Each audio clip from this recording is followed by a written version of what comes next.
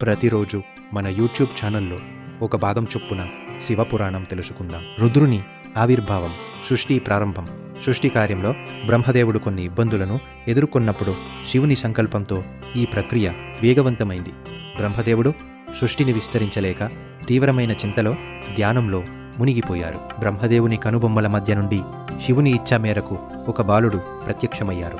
ఆ బాలుడు పుడుతూనే గట్టిగా ఏడుస్తున్న బాలుని రూపంలో కనిపించారు. బ్రహ్మదేవుడు ఎందుకు ఏడుస్తున్నావు అని అడగగా ఆ బాలుడు తనకు ఒక పేరు, నివాసం కావాలని కోరాడు. బ్రహ్మ ఆయనకు రుద్రుడు అని నామకరణం చేశారు. రుద్ర అంటే ఏడ్చినవాడు లేదా ఇతరులను ఏడ్పించేవాడు అని అర్థం.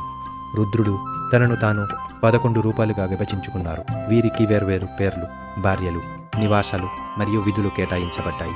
వీరి ప్రధాన విధులు లయం మరియు పరివర్తన. సృష్టిని కొనసాగించడానికి బ్రహ్మ తన మానసపుత్రులను సృష్టించారు. సనక, సనందన, సనత్కుమార. బ్రహ్మ వారిని సంతానాన్ని కనండి అని ఆదేశించగా వారు నిరాకరించారు.